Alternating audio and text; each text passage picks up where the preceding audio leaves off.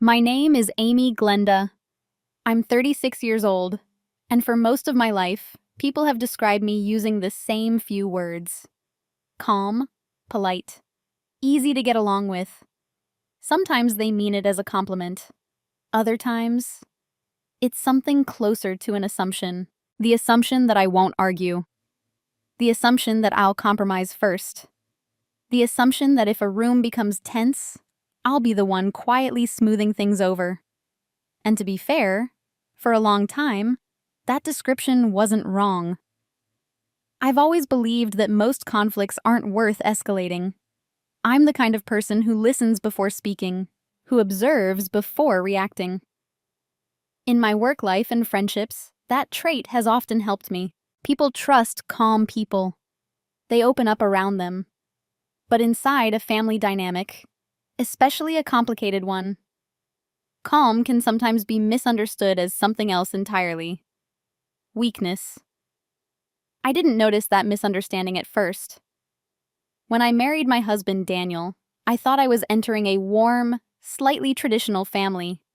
His mother was involved in everything: holidays, birthdays, small decisions about furniture or recipes, or which doctor someone should see. At the beginning, I interpreted it as love, care, devotion. But over time, I started noticing something else beneath it: a quiet pattern. Small moments that seemed harmless individually, but together began forming a picture I couldn't ignore. His mother didn't just care about our lives. She tried to direct them, and when I pushed back, even gently, it only seemed to encourage her to push harder. At first, I handled it the way many people do. I tried politeness, patience, conversations. Boundaries were delivered softly enough that nobody would feel embarrassed. But if you've ever dealt with someone who believes control is the same thing as love, you may already know something important. Reason rarely changes their behavior, and confrontation often only strengthens it. Years passed with small adjustments, little compromises, quiet frustrations, and I kept mostly to myself. Not because I was afraid, but because I believed peace inside a marriage was worth protecting. Until one day, I realized something uncomfortable. I wasn't protecting the peace. I was protecting their expectations of me. That was the moment everything changed. Not dramatically, not loudly, not with an argument. Instead, I made a decision that surprised even me. I stopped resisting my mother-in-law's control, completely. In fact, I did something even stranger. For exactly 1 week, I let her run our marriage exactly the way she always wanted. Every decision, every plan, every little detail. I didn't protest. I didn't debate. I simply stepped back. What happened during that week revealed more about our family dynamic than years of conversations ever had. And the outcome was unforgettable. Not because anyone lost, but because everyone finally saw the truth that had been quietly sitting in the room all along. So, before we go any further, let me ask you something. Have you ever stayed silent in a situation, not because you were powerless, but because you were waiting for the right moment for the truth to reveal itself? When people first meet me, they usually notice the same thing. I listen more than I speak. Not because I don't have opinions. I do. In fact, anyone who has worked with me knows I'm actually very decisive when something truly matters. But in social settings, especially family ones, I've always believed observation is more valuable than filling every silence. Daniel used to say that was one of the things he loved most about me. "You don't turn every small moment into a conflict," he once told me during the early years of our marriage. At the time, I took that as a compliment. What I didn't realize then was that the same quality that made Daniel feel calm around me made his mother feel something else entirely. Comfortable. Not the warm kind of comfort. The strategic kind. The kind where someone quietly decides what role you'll play in their world. To Daniel's family, I quickly became the reasonable one. The one who would adjust schedules, smooth awkward conversations, and smile when plans changed at the last minute. If dinner moved from Saturday to Friday because his mother preferred it, I rearranged my work calls. If she invited extra relatives without warning, I helped set the table. If she corrected small details about our home, where the dishes should go, which curtains looked more appropriate, which holidays were traditionally done this way, I listened. Not because I agreed with everything she said, but because early in a marriage, you assume time will naturally balance things out.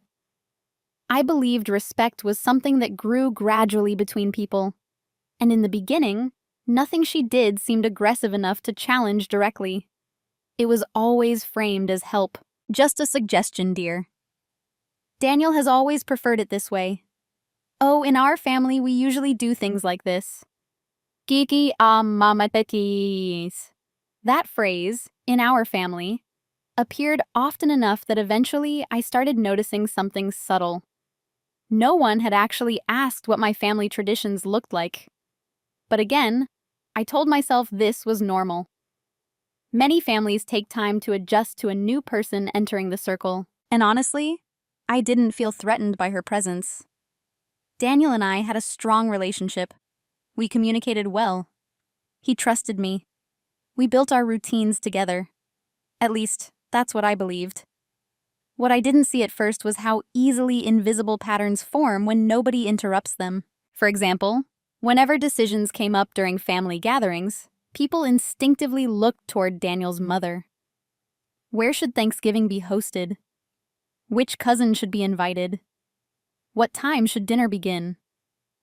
She answered every question quickly and confidently, and most of the time, Daniel simply nodded along. Not because he was passive, he just grew up in a house where his mother naturally handled everything. To him, it felt normal. To me, it slowly began to feel like something else, like there was an unspoken script everyone had already memorized. Daniel's mother directed. Daniel agreed. And I adjusted. If someone had asked his relatives to describe me back then, I imagine they would have said something like this. Amy is sweet. Amy is easygoing. Amy never causes problems. Those words sound kind on the surface, but there's another way to interpret them. Sweet means predictable. Easygoing means flexible. Never causing problems means being unlikely to resist. I didn't realize I had quietly been placed into that category until one particular evening at dinner. An ordinary conversation that revealed more than anyone intended. It wasn't loud. It wasn't dramatic. But it was the first moment I clearly understood how they saw me. And once you see something like that, you can never fully unsee it. The first moment that stayed with me didn't feel like a confrontation. It felt smaller than that, which is probably why everyone else forgot it almost immediately. It happened during a Sunday dinner at Daniel's parents' house about 2 years after we got married. By then, the routine was familiar. His mother hosted most family meals, and everyone naturally gathered in the kitchen before sitting down together. The house itself always smelled warm. Roasted vegetables, garlic, something baking in the oven. His mother took a lot of pride in cooking, and I genuinely respected that. That evening, I had brought a dish of my own. A lemon rosemary chicken recipe my grandmother used to make. It wasn't anything complicated, but it carried a small piece of my own family history, and I thought it might be nice to share something personal. When I arrived, Daniel kissed my cheek and took the dish from my hands. "That smells amazing," he said quietly. His mother looked up from the stove. "Oh, you brought something?" Her tone wasn't unkind, just mildly surprised. "Yes," I said with a smile. "It's a recipe from my grandmother." She paused for a moment, then wiped her hands on a towel. "Well," she said lightly, "we already have quite a lot of food today." I nodded politely. "That's okay. It can just be extra." She lifted the lid from the dish, glanced at the chicken, then replaced it with a small, thoughtful hum. Not a compliment, not criticism, just, Then she turned to Daniel. "You know, sweetheart, you never used to like rosemary." Daniel blinked slightly. "I didn't?" "No, she continued confidently. When you were younger, you always picked it out of everything. The room grew quiet for a moment. I remember watching Daniel search his memory. Not in a dramatic way, just that small mental pause people make when someone confidently tells them something about their own past. Well, he said finally, maybe my taste changed. His mother smiled in that gentle way that doesn't really concede the point. Perhaps. When dinner was served, something interesting happened. My dish never made it to the table. At some point, while everyone was talking, she quietly moved it to the far end of the counter, next to the sink. Covered. Untouched. No announcement. No explanation. Just absence. I noticed immediately, but nobody else seemed to. People filled their plates with the other dishes she had prepared. Conversations started about work, travel plans, and a cousin's new apartment. Normal family noise. Halfway through the meal, Daniel leaned toward me. "Didn't you bring chicken?" he asked softly. "Yes," I said. He glanced toward the counter, slightly confused. "Oh." Then someone asked him a question from across the table, and the moment drifted away. The chicken stayed where it was. After dinner, while everyone moved into the living room, I returned to the kitchen to help clean up. My dish was still sitting there, exactly where it had been placed earlier, untouched. His mother walked in behind me. "Oh," she said casually when she saw it. "We didn't end up needing that after all." She lifted the dish and handed it back to me. "You should take it home. Daniel probably wouldn't enjoy it anyway." Her tone was pleasant, almost helpful. Anyone overhearing the exchange would have thought it was completely harmless. And maybe that was the point. Because the thing about small moments like that is that they rarely look significant to anyone except the person standing inside them. I smiled, nodded, and thanked her. But while I was driving home that night, something stayed quietly in the back of my mind. Not anger, just a quiet realization that sometimes the first sign of disrespect doesn't arrive as an insult. Sometimes it arrives as a decision someone makes about you without ever asking. After that dinner, I told myself something very simple. It wasn't intentional. Families have habits, traditions, invisible routines that form over decades. When a new person enters that system, small adjustments take time. That's what I believed anyway. So I didn't mention the chicken to Daniel. I didn't tell my friends. I didn't replay the moment out loud for anyone else. Instead, I filed it away quietly in that private mental drawer where we store experiences that are confusing but not yet serious enough to confront. And life moved forward. Or at least, it appeared to. The next few months looked perfectly normal from the outside. Daniel and I worked, traveled occasionally, and hosted friends for dinner. His mother still invited us over most Sundays, but something subtle had changed for me. Once you notice a pattern beginning, your mind starts paying attention in a different way. You start seeing details you previously overlooked. For example, his mother had a habit of correcting me, but always in a way that sounded helpful. If I mentioned that Daniel and I were planning a weekend trip, she might say, "Oh, Daniel actually prefers driving early in the morning rather than the afternoon."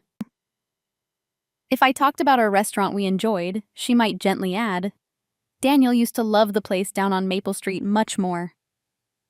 And every time she said things like that, there was the same quiet implication underneath.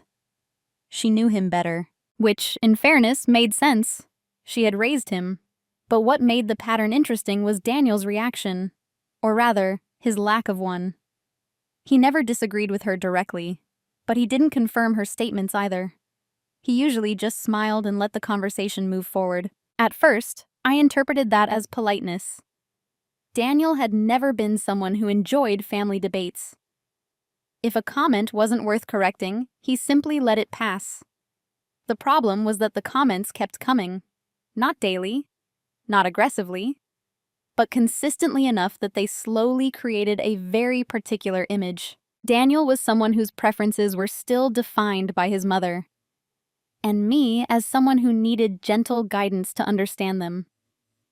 I began noticing how often small decisions shifted direction when she was present. Where we sat during dinners, which holiday traditions did we follow? Even the arrangement of furniture in our living room. Once, when she visited our apartment, she casually moved a chair from one corner of the room to another. Daniel always liked the reading chair by the window, she explained. Daniel didn't object, so the chair stayed there. Again, none of these moments was large enough to start an argument. If I had complained, I imagine most people would have responded the same way. She's just being helpful. She doesn't mean anything by it. You're probably overthinking it, and maybe I was. But something about the repetition made the pattern feel less accidental. The small corrections, the confident statements about Daniel's preferences, the way my own choices quietly disappeared whenever they didn't match hers. And the strangest part was how easily everyone accepted it, including me. Because every time one of these moments happened, I told myself the same thing. It's not worth making uncomfortable. It's just family dynamics. Peace is more important than being right. That reasoning worked, for a while. But there's an interesting psychological effect that happens when small dismissals repeat often enough. They stop feeling like individual incidents. They start feeling like a role. And slowly, almost without realizing it, I began noticing something unsettling. In Daniel's family, I wasn't being treated like a new member learning their traditions. I was being treated like someone whose job was to adapt to them indefinitely. At the time, I still believed patience would eventually solve it. What I didn't understand yet was how easily patience can be mistaken for permission. It took me longer than I'd like to admit to recognize the role I had been quietly assigned, not because the signs weren't there, but because the role itself was comfortable enough on the surface. In Daniel's family, I had become the dependable one, the one who helped without needing to be asked, the one who stayed calm when conversations drifted into awkward territory, the one who noticed when someone's glass was empty or when an extra chair needed to be pulled to the table. If there was a practical task to handle, people looked at me automatically. "Could you grab another plate, Amy? Would you mind helping me carry this?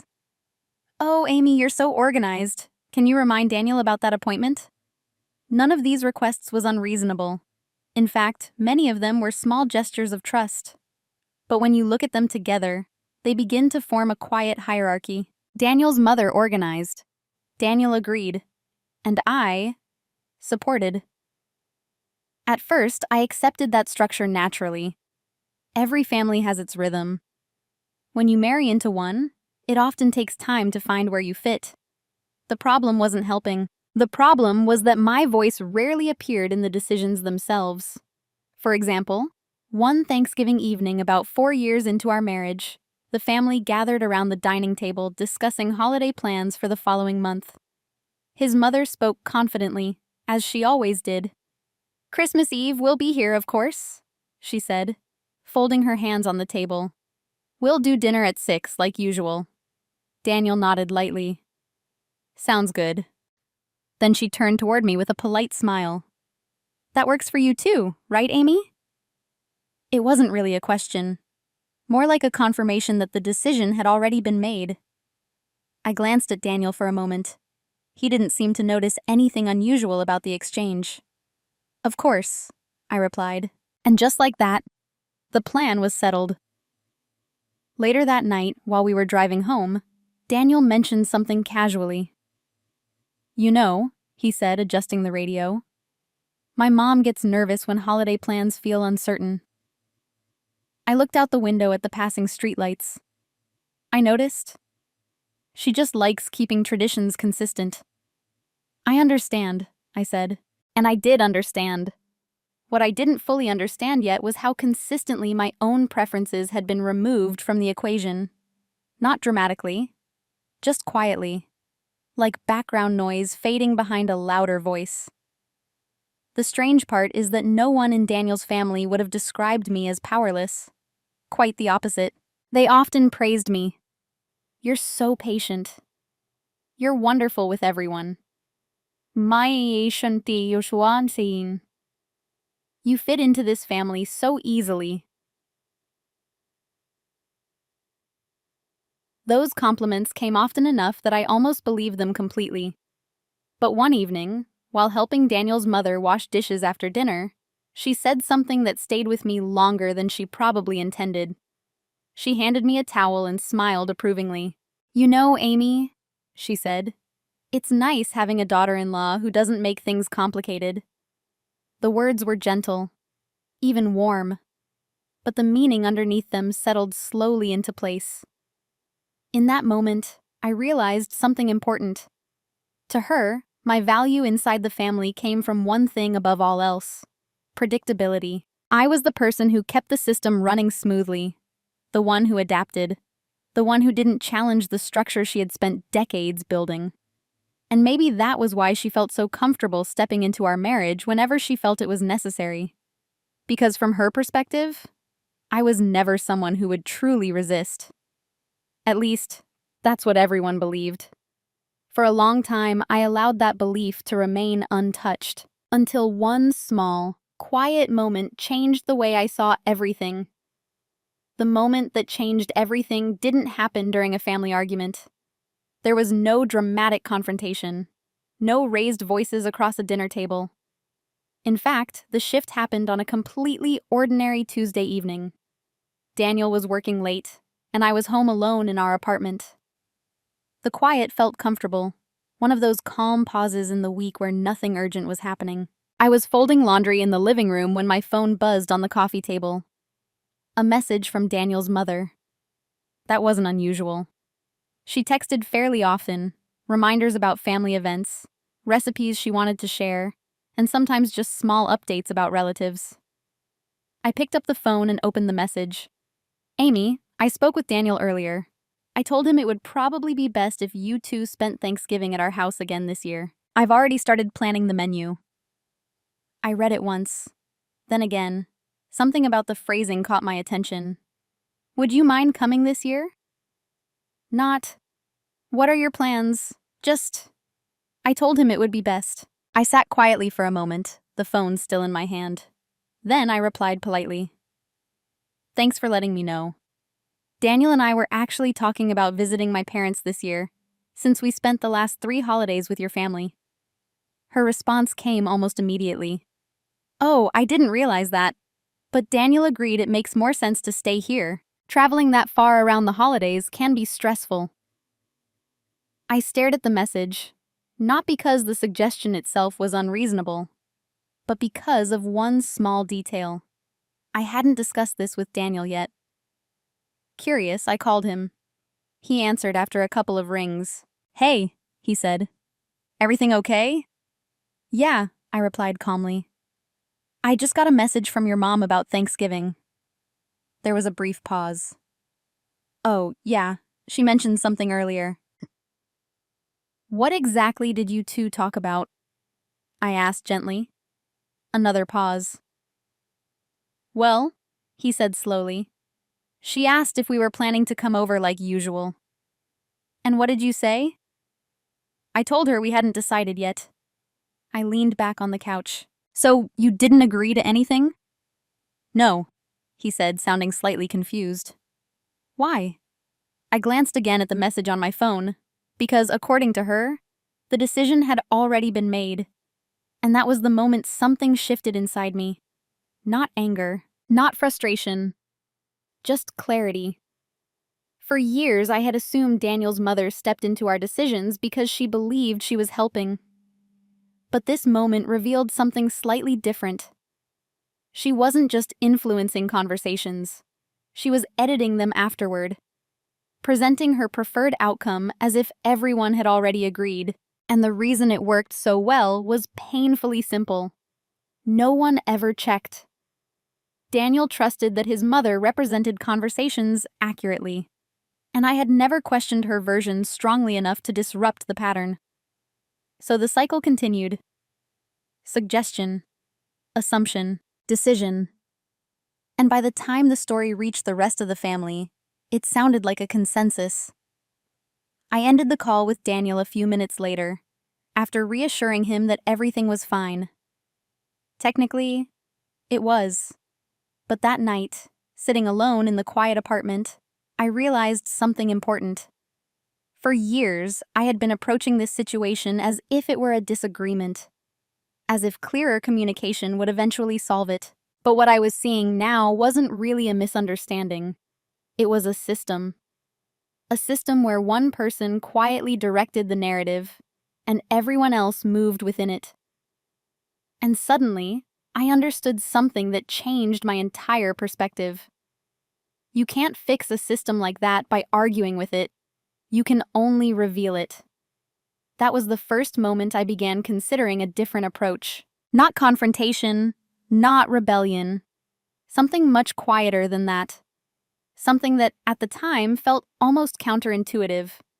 Instead of resisting Daniel's mother's control, I started wondering what would happen if I gave it to her completely. Once the idea appeared in my mind, it stayed there quietly for several days. At first, I dismissed it. Letting Daniel's mother take full control of our decisions sounded impractical, maybe even slightly ridiculous. After all, most people solve family tension by setting clearer boundaries, not by stepping aside completely. But the more I thought about it, the more I began noticing something interesting. Every time I had tried to correct the situation in the past, even gently, it had created subtle resistance. If I suggested a different plan, his mother became defensive. If I explained my preferences, the conversation slowly turned into a discussion about Daniel's childhood traditions. And if Daniel tried to balance the two perspectives, the result usually ended with everyone compromising just enough to keep things comfortable, but never enough to truly change the pattern, which meant the system always reset itself. His mother directed. Daniel adjusted, and I continued adapting quietly around both of them. The realization wasn't dramatic. It felt more like solving a puzzle that had been sitting unfinished on the table for years. I had been pushing against the structure from the outside.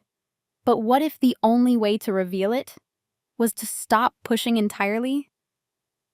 That thought changed the way I approached the next family gathering. The following Sunday, Daniel and I drove to his parents' house for dinner as usual.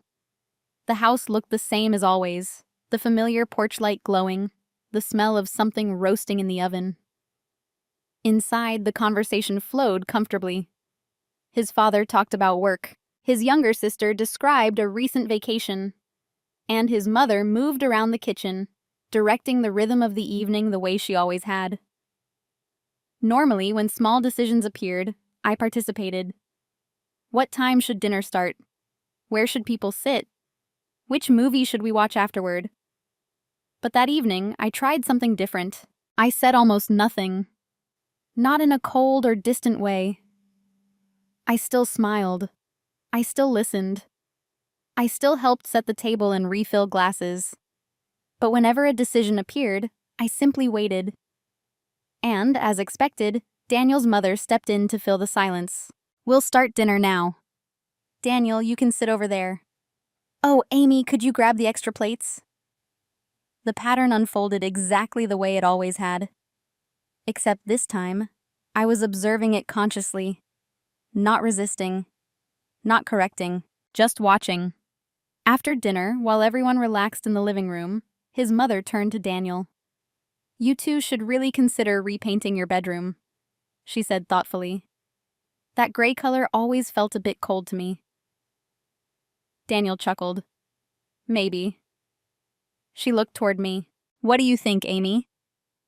In the past, I might have explained that I actually liked the color. Daniel and I had chosen it together. But instead, I gave a small, neutral smile. If Daniel prefers something different, we can change it. The room stayed quiet for a second. Not because the answer was strange, but because it was slightly different from what they expected. His mother seemed pleased. Daniel looked mildly surprised. But the conversation moved on quickly. And that was when I understood something important. When you stop pushing back against someone who expects resistance, they often become more confident in their authority. They step further into the role they believe belongs to them, which was exactly what I needed, because by that point, I had already made a decision. For 1 week, just one carefully observed week, I would allow Daniel's mother to guide every decision she believed she should control. No objections, no quiet corrections, just complete permission.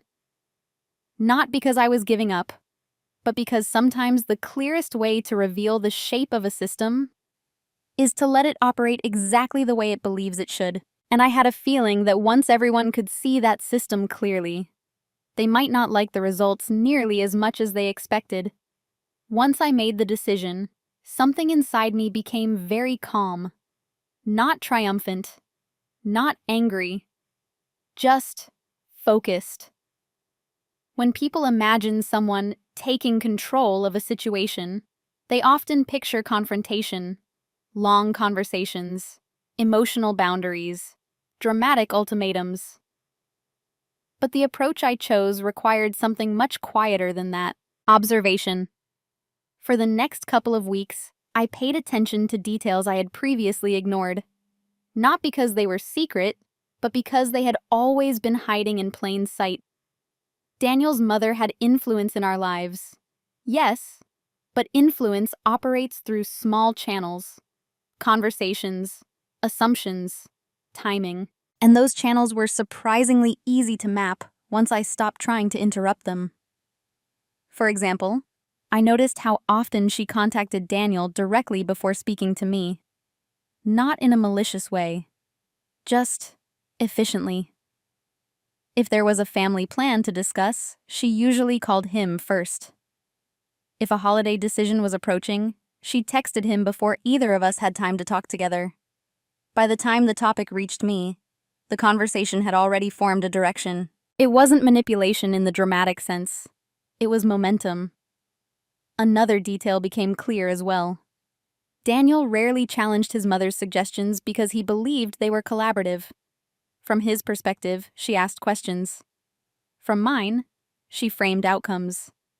And the difference between those two things can be subtle if you're not paying attention. I also began noticing how family conversations unfolded during gatherings. Whenever uncertainty appeared, what restaurant to choose, when the next event should happen, everyone instinctively turned toward his mother. She filled the silence quickly, confidently. And because she answered so naturally, nobody stopped to examine whether the decision belonged to her in the first place. It simply felt organized. The more I watched, the clearer the structure became. Daniel's mother didn't enforce authority. She assumed it. And because nobody contradicted the assumption, it quietly became reality. Understanding that pattern was important. But there was another piece I needed to examine as well: my own behavior. For years, I had responded to her involvement by trying to soften situations. I explained things carefully. I balanced everyone's comfort. I stepped in when tension started building. In other words, I had unintentionally protected the system. If she overstepped, I smoothed it out. If Daniel seemed caught between us, I reassured him it wasn't a problem. If a decision felt one-sided, I adjusted quietly so the evening could continue peacefully. That habit had helped maintain harmony, but it had also hidden the true shape of the dynamic. Which meant that if I wanted the system to reveal itself, I needed to stop cushioning its edges. That didn't require arguments. It required restraint. During the week leading up to my small experiment, I began making subtle adjustments.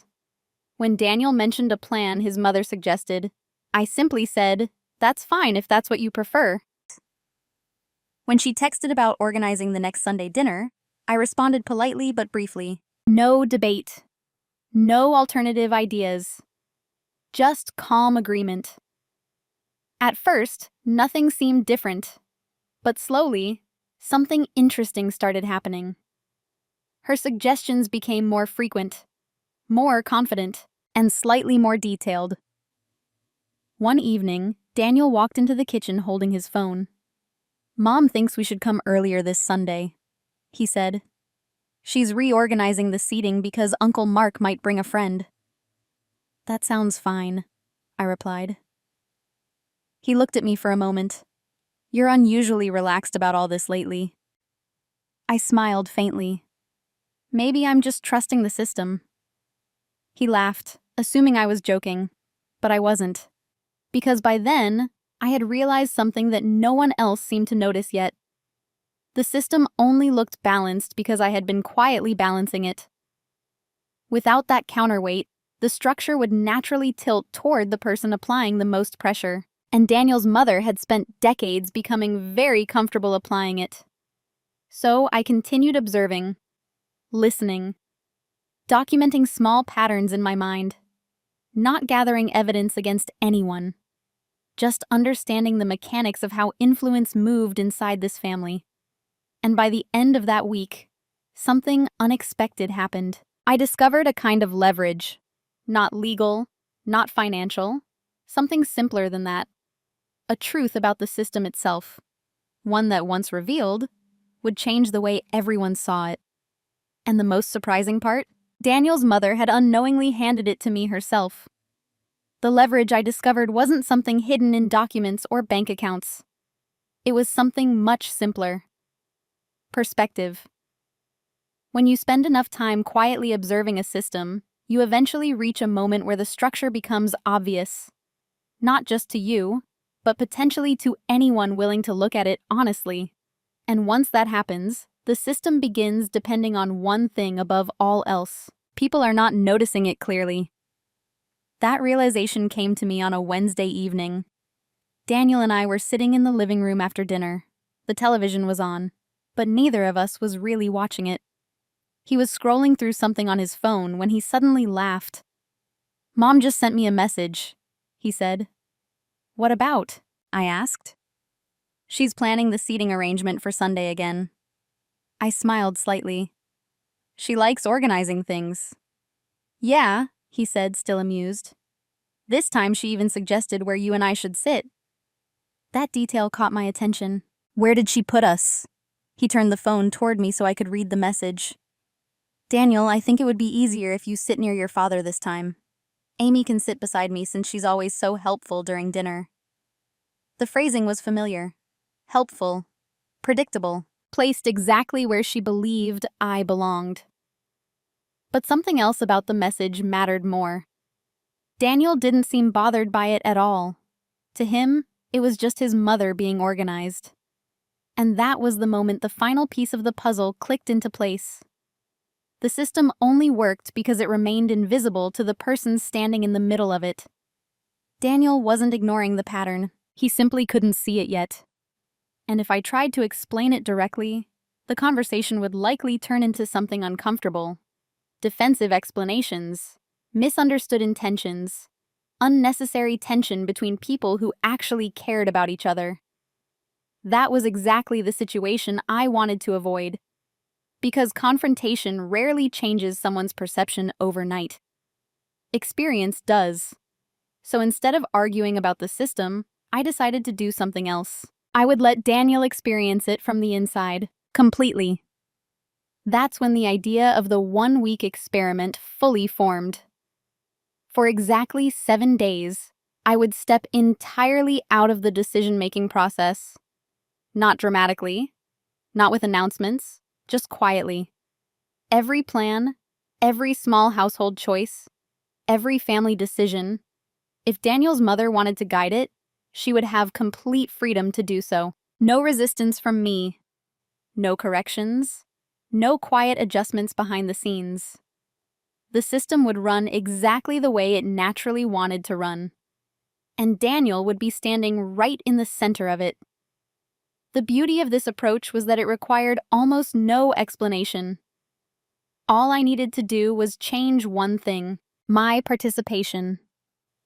That night, after Daniel went to bed, I sat alone at the kitchen table thinking through the details. 7 days weren't long enough to damage anything serious, but it was long enough for patterns to become visible, long enough for small assumptions to stack on top of each other. long enough for someone who had always experienced the system comfortably to begin feeling its weight. I didn't know exactly what would happen. Maybe nothing. Maybe Daniel would continue moving easily within the structure he grew up with. But if the pattern truly worked the way I suspected, something subtle would start shifting by the middle of the week. Not anger, not conflict, just a quiet realization. Because when someone else begins directing every detail of your life, even with good intentions, something inside you eventually asks a simple question. When did I stop deciding things for myself? That was the question I hoped Daniel might eventually ask. Not because I wanted him to challenge his mother, but I wanted him to see something clearly for the first time.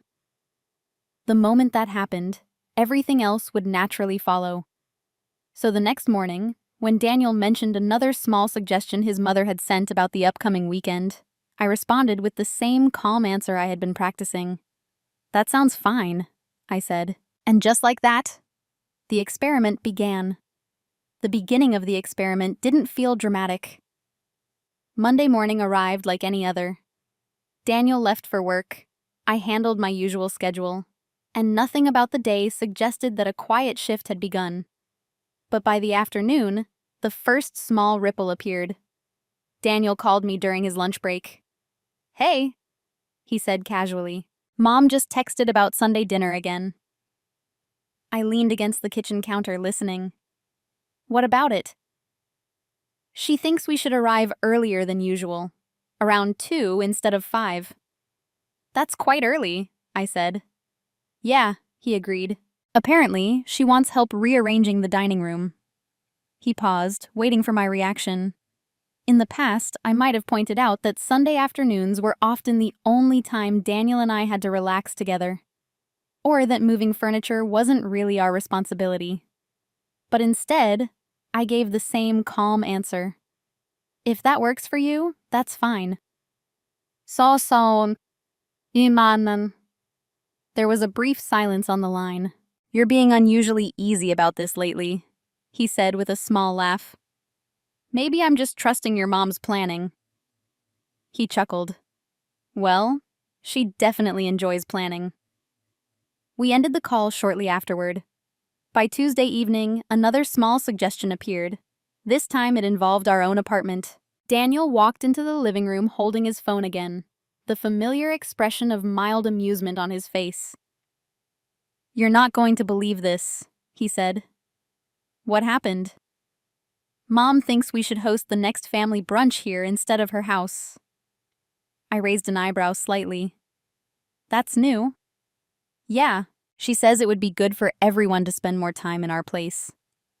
"And what do you think?" I asked. Daniel shrugged. "I mean, it could be nice." Then he hesitated. "She already suggested the menu." I smiled gently. "Of course she did." He laughed again, but this time there was a hint of something else in his expression. Not frustration, just curiosity. Because normally, if we hosted something in our home, Daniel and I would plan it together. But now the details were already forming somewhere else. "What do you think we should do?" he asked. That was the moment the decision point arrived. The easiest path would have been to step back into my usual role, to balance things, adjust the plan, suggest compromises.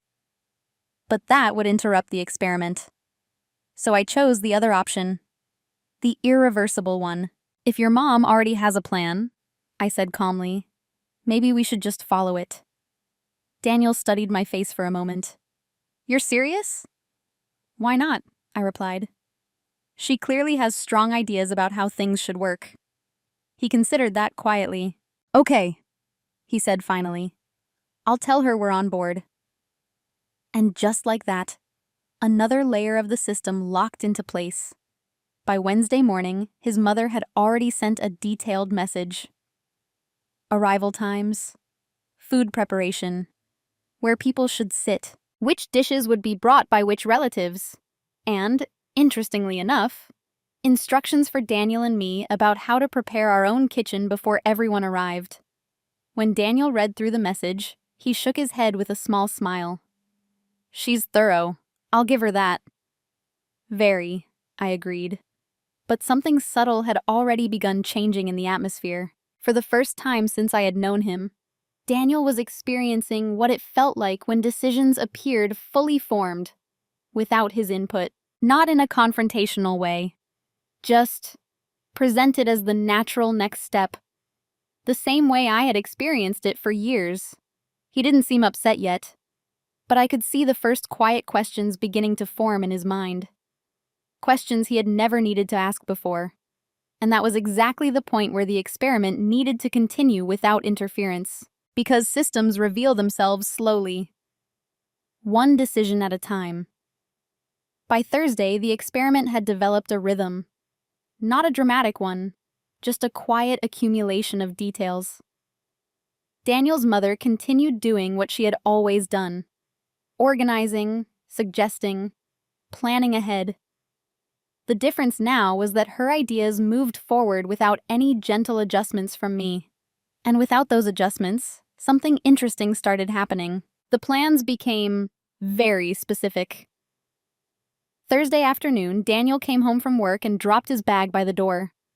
"You won't believe the latest update," he said. I looked up from the book I was reading. "What happened?" "Mom sent another message about Sunday brunch." "That doesn't surprise me." He sat down beside me and opened his phone. "She's decided that since we're hosting, it would be better if we moved the dining table closer to the window. Apparently, the lighting will make the room feel more welcoming." I kept my expression neutral. "That's thoughtful of her." "Yeah," he said slowly. "She also suggested that we remove the bookshelf near the wall so there's more space for people to walk around." That made me pause for a second. The bookshelf he was referring to had been in that exact spot since Daniel and I moved into the apartment. It held our travel photos, a few small souvenirs, and several of Daniel's favorite novels. But I simply nodded. "If that's what she prefers." Daniel leaned back on the couch and looked at me carefully. "You really don't mind?" "About what?" "All these instructions." His tone wasn't angry, just curious. I closed my book gently. "Well," I said, "your mom has always had strong ideas about how gatherings should work." "That's true. And since she's helping organize everything, it probably makes sense to let her do it her way." He watched me for a moment longer, then nodded. "Fair enough." Friday evening brought another message. This time it was about the food preparation. His mother had created a list. Who would bring which dish, what time people should arrive, even which plates from our kitchen cabinet would work best for serving. Daniel read through the list at the kitchen counter. "She's really taken charge of this." I poured 2 glasses of water and handed one to him. "You said she enjoys planning." He laughed lightly. That might be an understatement. But now there was something new in his voice. A slight edge of disbelief. Not frustrated yet. Just the quiet realization that the event taking place in our own apartment was being designed almost entirely from outside it. Saturday morning, Daniel stood in the living room staring at the bookshelf. "Do you think we actually need to move this?" He asked. I looked over from the kitchen. "If your mom thinks it will help the space feel more open, maybe it's worth trying." He hesitated. "I guess."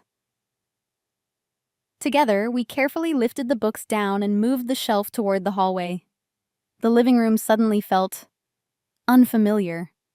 Not bad, just different. Later that afternoon, Daniel received another message. He read it silently, then looked up at me with a slightly puzzled expression. "Mom says we should also change the seating arrangement so I sit near Uncle Mark during brunch." "Why?" "She thinks we'll have a better conversation that way." I shrugged gently. "She's probably trying to make everyone comfortable." Daniel smiled faintly. Maybe. But now something had clearly shifted. For the first time since I had known him, Daniel was starting to feel what happens when someone else carefully arranges the structure of your environment, your schedule, your home. Even when you sit at your own table, none of it was aggressive, none of it was rude. But when enough small instructions appear in a row, something inside you eventually pauses and begins asking a very quiet question. When did I stop choosing these things myself? By the end of Saturday night, the apartment looked exactly the way Daniel's mother had described in her messages. The table was near the window.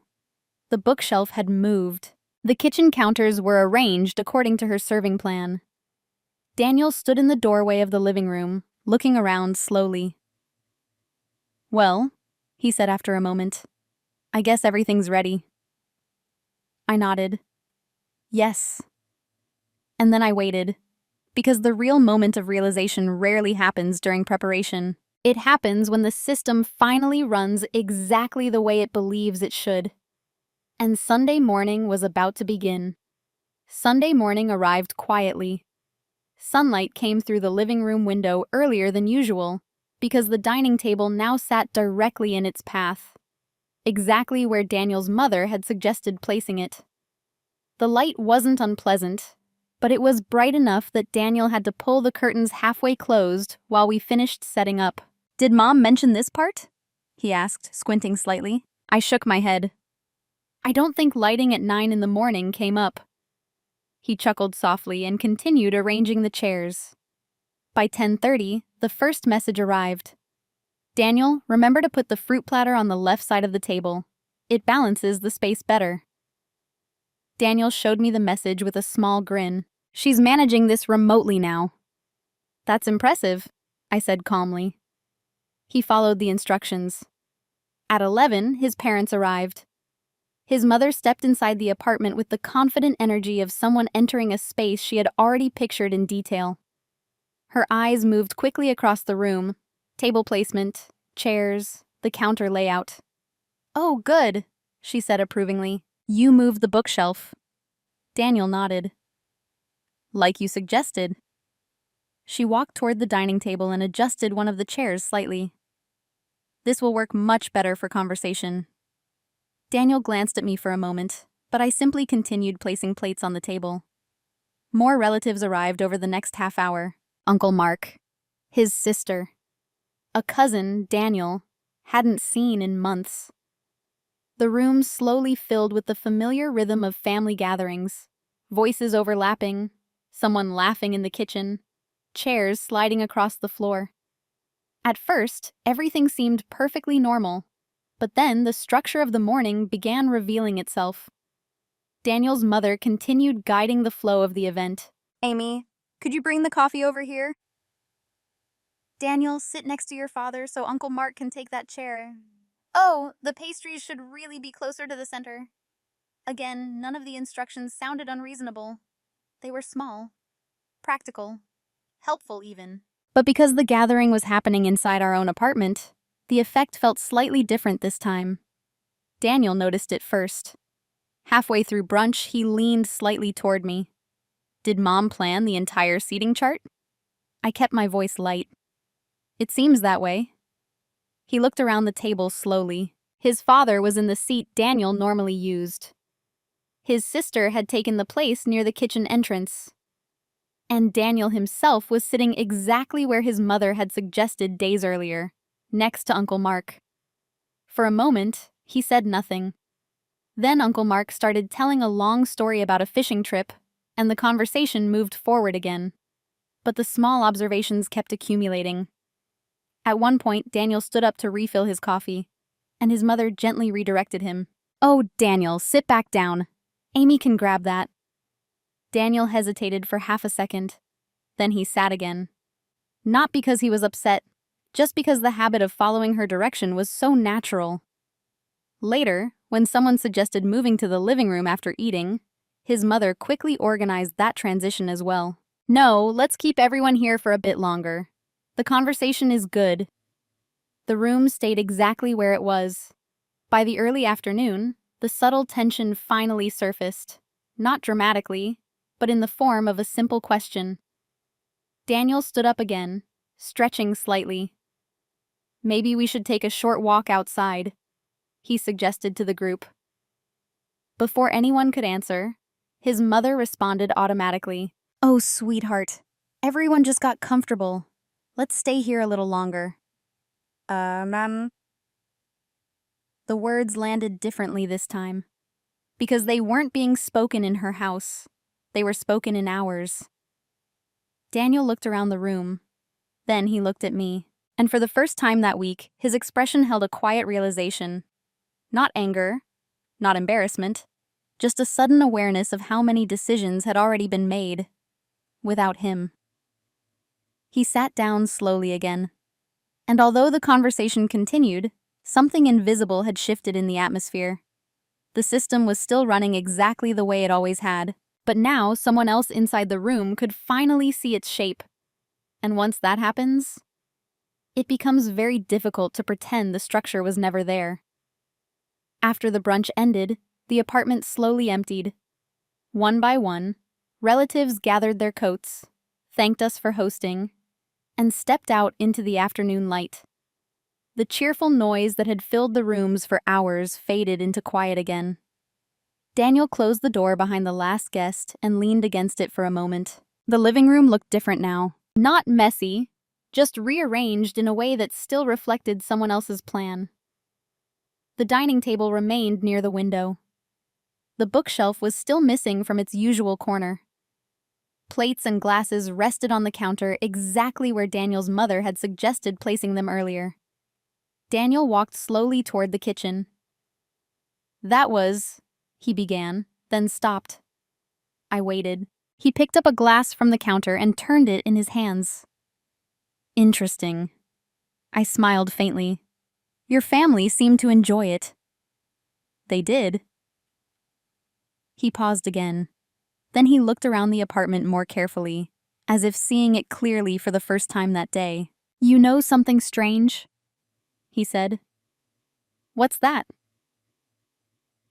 I don't remember making a single decision today. The words hung gently in the air. I didn't answer right away.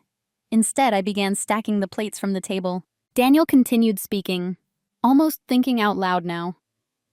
Mom chose the seating. He pointed toward the table. She decided where the food went. His eyes moved toward the living room. She even told us how to arrange the furniture. He laughed quietly, but this time the laugh carried a different tone. Actually, she planned the entire day. I placed the last plate on the counter and turned toward him. She's very organized. Yeah, he said slowly. She is. Then he looked at me more closely. And you didn't say anything. No, I replied. You usually would. Maybe. Daniel leaned against the counter, clearly replaying the day in his mind. For years, those same kinds of decisions had happened inside his mother's house.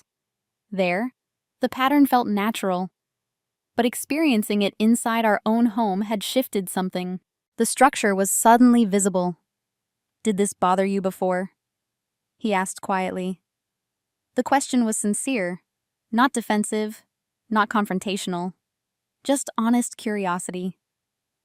I considered my answer carefully. It didn't bother me in the way you might think, I said. Then how?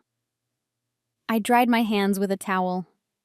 It simply accumulated. Daniel frowned slightly. What do you mean? For a long time, your mom would suggest things, I explained calmly. Holiday plans, dinners, little details about how we should organize things. He nodded slowly. And because those suggestions usually sounded reasonable, no one questioned them. That's true, he admitted. So over time, I continued, they stopped feeling like suggestions. Daniel looked at the dining table again. They became decisions. Yes. The room stayed quiet for several seconds. Daniel sat down in one of the chairs near the window. You could have told me this earlier, he said. I tried a few times, I replied gently. But it always sounded small when I explained it. He rubbed the back of his neck, thinking. Yeah, I probably would have said she was just being helpful. I didn't disagree, because that was exactly what would have happened. Daniel exhaled slowly. So why didn't you say anything this week? I met his eyes. Because sometimes seeing something yourself is clearer than hearing about it. He looked around the apartment again. The moved furniture, the rearranged space, the subtle fingerprints of someone else's planning still visible everywhere. Then he gave a small, thoughtful nod. I see it now. And that was the moment the experiment quietly reached its conclusion. Not with an argument, not with accusations, just a realization that had finally arrived on its own. The strange thing about realizations like that is how simple they seem once they appear, and how impossible they are to ignore afterward. Because once Daniel understood the pattern, there was no way to return to pretending it had never existed. By the time the dust settled, something unexpected had happened. My life had become quiet again. Not the old kind of quiet, the kind where I made myself smaller so others could feel bigger. A different quiet. The kind that comes when you stop negotiating your own worth. For the first time in years, my mornings belonged entirely to me. I woke up in a small townhouse on the edge of the city, a place filled with soft light and very few expectations. The kitchen smelled like coffee and lemon soap instead of tension. There were no sudden calls from Margaret asking if Daniel had eaten properly. No messages reminding me what a good wife should be doing. No carefully worded criticisms disguised as concern. Just silence. Peaceful silence. Daniel and I were no longer together. That realization, strangely, did not feel like failure. It felt like clarity. When we finalized the separation, there were no dramatic courtroom battles, no shouting matches, no desperate attempts to undo the past. Only the quiet understanding that the life we built had been standing on a foundation that never fully belonged to us. Margaret had wanted control. Daniel had wanted peace. And I had wanted a partnership. 3 different desires. 1 marriage. The math had never worked. After the separation, Daniel reached out once. Just once. He asked if we could talk. We met at a small cafe halfway between our new homes. The same kind of neutral space where strangers pass each other without questions. He looked older. Not dramatically older, just tired in a way that honesty creates. I didn't see it happening, he admitted. I know, I said. I thought you were just patient. I was, I replied gently, but patience isn't the same as permanence. He sat with that for a long moment. Then he nodded, and that was enough. We didn't need to relive the arguments that never happened, or analyze the silence that had said everything. Some truths arrive late, but once they arrive, they don't need to shout. As for Margaret, I heard, through distant relatives, that she had eventually moved closer to Daniel. Not into his house, but close enough to continue offering her advice. Maybe that arrangement made both of them comfortable. And strangely, I felt no resentment about it. Because the truth is, Margaret didn't destroy my life. She revealed something I needed to see. A marriage cannot survive if one voice always speaks louder than the vows. And silence, when chosen wisely, can be the most powerful response. These days, my life looks different, simpler, stronger. I run a small consulting business from home, helping people organize complicated financial situations. The same skills that quietly protected me when everything changed. My evenings are slow, my friendships are deeper, and my home feels like mine. But the biggest change isn't in my circumstances. It's in my understanding of myself. I used to believe that strength meant enduring quietly. Now I know strength sometimes means stepping away quietly. No drama, no revenge, just a boundary that finally holds. Looking back, I don't see the woman Margaret underestimated as weak anymore. I see someone who was learning. Learning when to speak. Learning when to wait. And most importantly, learning when to leave. And when I think about that 1 week, the week I stepped back and let Margaret take control, I no longer see it as a moment of surrender. It was the moment I finally stopped fighting the wrong battle. Because sometimes the most powerful move you can make is simply letting people have exactly what they insisted they wanted. When people hear the beginning of my story, they often expect a dramatic ending. They imagine a confrontation, a final argument, a moment where someone finally raises their voice and everything explodes. But that's not how real turning points usually look. Real change is often quieter than that. The truth is, there was no single moment when my life suddenly became better. There was only a series of small decisions. One decision to stop arguing about things that were never going to change. One decision to stop trying to prove I was a good enough wife. One decision to stop competing with a woman who believed she was protecting her son. And finally, one decision to step back and let the dynamic reveal itself. For exactly 1 week. That week taught me something I wish I had understood years earlier. When someone insists on controlling a situation, sometimes the most honest response is to let them. Not forever. Not as a surrender. But long enough for reality to speak for itself. Because control always looks different from the outside than it does from the inside. Margaret believed she could run our marriage better than I could. So for 1 week, I stopped trying to stop her. I let her make the decisions. I let Daniel rely on her the way he always had. I let the invisible structure of our marriage become visible. And what everyone discovered, slowly, quietly, was that a marriage cannot be managed like a project. It has to be lived by the two people inside it. When one person steps out of that space, the balance changes immediately.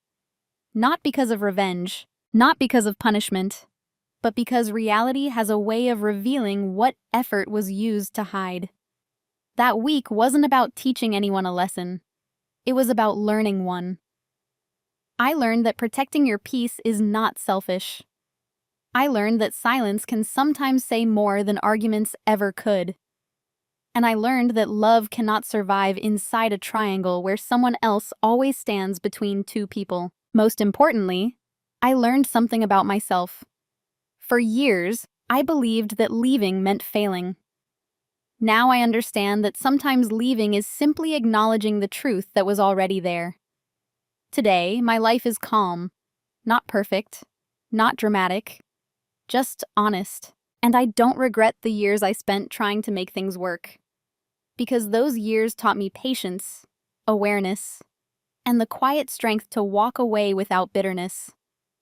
Sometimes the strongest endings are the ones that arrive without noise. Just a door closing gently behind you. So now I'm curious about something. If you were in my position, after years of interference from a mother-in-law who believed she knew best, would you have kept fighting for the marriage? Or would you have stepped back the way I did and let the truth reveal itself? I'd really like to hear your thoughts. Video hữu ích, hãy ấn like và đăng ký kênh để ủng hộ mình nhé. Chúng ta sẽ gặp nhau ở những video tiếp theo. Bye bye.